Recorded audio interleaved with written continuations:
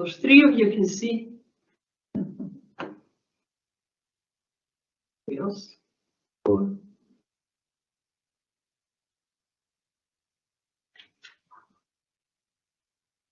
I think everyone's back. Yep, back.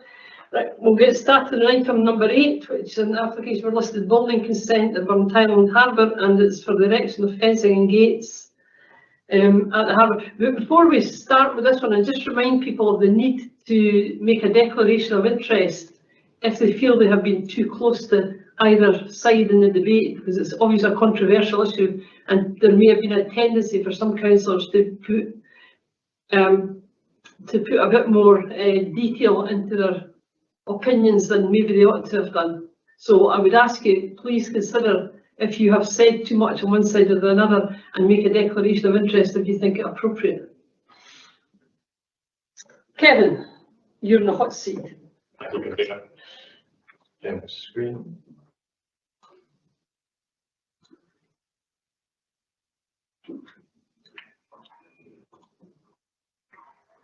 So hopefully that's visible. Yeah. So the application item 8 is listed building consent that's being sought for the erection of fencing and gates along the line that's depicted on the screen at the moment. Click onto the drone footage, run through the site.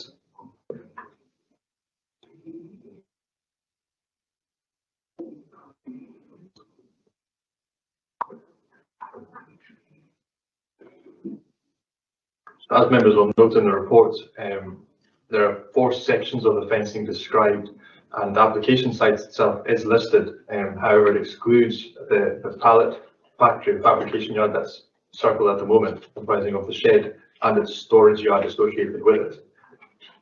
I'll point out some of the other additional listed building and conservation area features as we get closer into the site. But in addition to the actual harbour itself, the application site being listed, there are listed buildings on the conservation area adjacent, just identified on the screen at the moment. Oh, apologies, I don't have that sharing. Sorry, 2 seconds.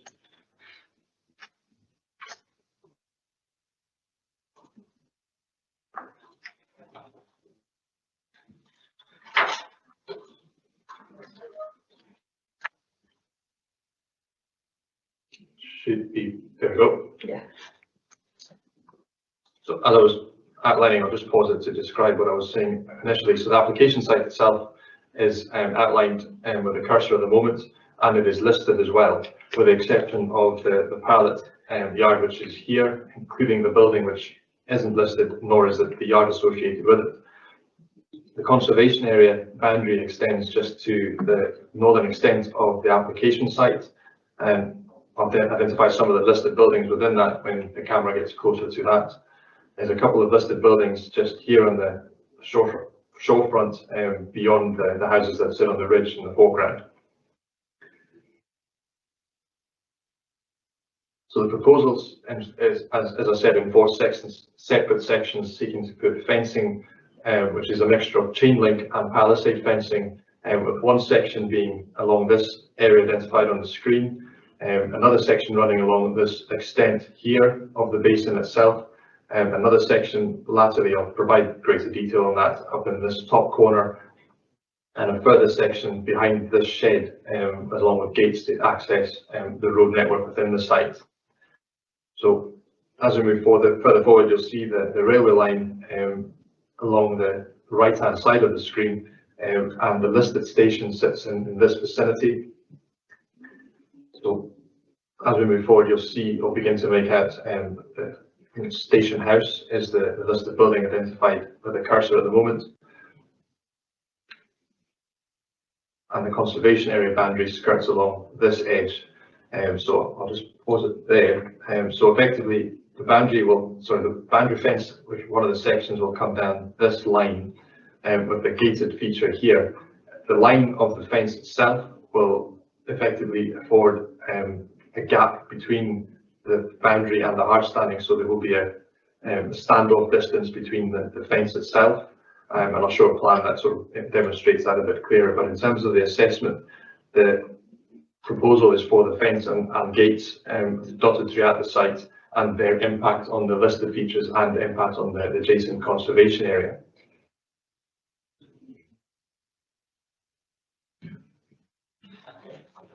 Look forward at this point. There you go, you'll see the station there which is listed and the station house, and these are listed as well, which are referenced in the report as, I believe, Harbour Place from memory. Let's get forward to this point. Let's bring back towards the site. Now looking northwards, the application site just coming into view. So the section of fencing also includes a gated area along this bit, with the long section running along that length of the basin. And as we come around, you'll see the shorter section, which from the previous view was sitting behind the shed itself. Should just be coming into view.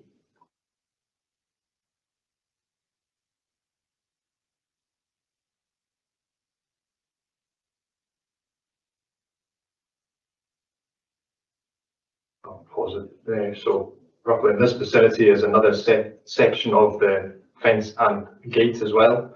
And as it continues, is a section proposed on the edge of this building towards the shorefront and the wall itself, the seawall, to close off access down that end. So in terms of the application, I'll just stop sharing and go on to the slide.